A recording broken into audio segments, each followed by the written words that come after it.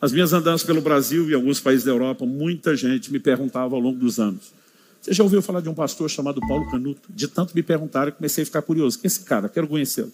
Descubro que em novembro de 2013, a gente ia falar numa mesma conferência, em São Paulo, na capital. Os organizadores fizeram uma janta na igreja mesmo para os pastores. Hoje, né, não como depois de culto. Na época comia na hora errada e comia muito. E eles fizeram uma refeição, uma janta ali na igreja mesmo, comparado ao que eu recebi, até que era relativamente mais saudável. Mas eu lembro que eu passei pelo Canuto na hora da refeição, era um grupo menor, e ele estava com um pratinho daqueles que a gente chama de simbólico. Sabe quando o mal suja o prato, de tão pouca comida? E aquilo me chamou a atenção. E eu olhei para o prato dele, a hora que eu estava passando, comentei, falei, está se cuidando. Mas lógico que eu não queria falar daquilo, gente. Eu estava quase 130 quilos, meu prato era uma montanha.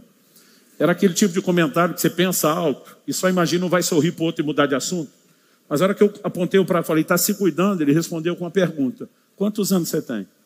E quando ele perguntou a idade, eu pensei, deu ruim. Quando alguém com mais de 60 anos perguntar a sua idade, ele vai dar sermão em você, pode ter certeza disso. É a fase sem filtro da vida. E eu já respondi desanimado. Eu estava com 40, na iminência de fazer 41, eu já falei 41. Já desanimado, acho que ele viu o jeito que eu respondi, ele se justificou. Falou, olha, estou perguntando a sua idade, porque quando eu tinha 44 anos, ele falou, achei que estava perto dos 40. Foi quando eu tinha 44 anos de idade, eu morri. Eu lembro até hoje do choque quando eu vi isso. Falei, você o quê? Ele falou, eu morri. Falei, como morreu? Ela está na minha frente. Ele falou, tem um laudo médico da minha morte. Ele apresentou a Eva, a esposa estava do lado, falou, ela é minha testemunha, ela estava comigo. Ele falou, meu corpo entrou em colapso aos 44 anos. Os médicos me reanimaram 5 vezes. Falou, nas primeiras 4 eu voltei, na 5ª eu não voltei mais. Eu comecei a fazer um monte de perguntas, porque não é todo dia que você conversa com alguém que já morreu. Conversei com vários, eu sempre faço perguntas. Eles têm que me parar. Senão eu vou dando, né, uma sequência ali, uma atrás da outra. Mas para encurtar a história, eu perguntei para ele na hora assim, como é que você sabe que na 5ª não voltou? Ele falou, porque eu me vi em espírito saindo do meu corpo. O corpo está deitado na maca, e agora em espírito eu estou em pé do lado de fora. Tudo o que aconteceu a partir daquele momento na sala, eu assisti do lado de fora do corpo. Ele falou, e eu sei que eu vi o que aconteceu, porque a minha versão bate nos mínimos detalhes com a do médico da esposa. Ele falou, eu vi o horário do relógio, né, a hora que ele estava assinando o laudo da minha morte, está lá exatamente isso. Eu vi toda a conversa deles, eu vi quanto tempo ele tentou me reanimar. Foi em torno de 1 hora, perto de 1 hora a 5ª vez. Ele falou, nunca soube que alguém tentava tanto tempo. Aliás, eu vi a explicação que ele deu para minha esposa quando disse que não dava mais, ela insistindo para ele continuar. Ele falou, nós já fomos além do padrão. Né? Ele falou, eu assisti tudo, todo lá de fora. Ele falou assim, então Jesus apareceu atrás de mim. Ele falou, e eu sabia que era ele antes dele falar qualquer coisa, porque é uma glória inconfundível. Ele falou, eu não senti a permissão de virar encarar, mas eu sabia que era ele atrás de mim. Como ele já deu a dica antes dele falar, eu falei, o que ele falou? Ele falou, chegou perto do meu ouvido e sussurrou a seguinte frase, você é um suicida. E eu estremeci. Só no ano passado eu contei essa história mais de 100 vezes. Não há uma única vez que eu falo disso que não me emocione. Porque Deus não me pegou só na razão. Ele me fisgou lá dentro do coração de uma maneira que não dá para explicar. E a minha oração é que Ele faça isso com vocês. Vocês estão nos acompanhando por vídeo. Aquilo mexeu comigo de uma maneira que eu não consigo explicar. Eu lembro que eu estremeci. Eu entendi para onde é a conversa. Quando falou, você é um suicida.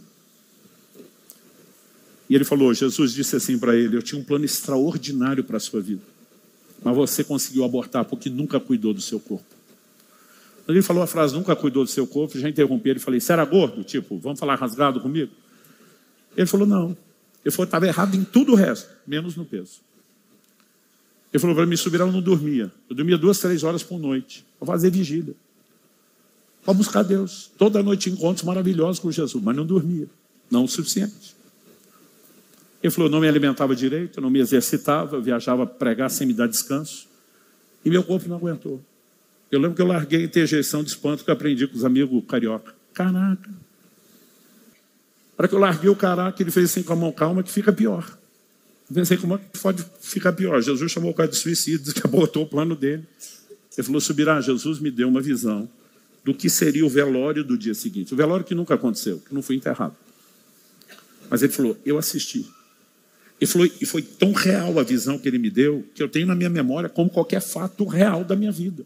O velório que não aconteceu, eu tenho na minha memória. Ele falou, e a pior coisa de você assistir é o seu próprio velório. Eu vi o meu. Foi meu corpo arrumado, decorado no caixão com flores, amigos, familiares chorando, as coroas de flores do lado de fora. Ele falou, aquele cenário que você, como pastor, conhece bem. Ele falou, mas alguém chegava e estendia a mão na direção do meu corpo no caixão e fazia o comentário com alguém próximo. Mas o Paulo era tão novo. Por que será que Deus o recolheu tão cedo?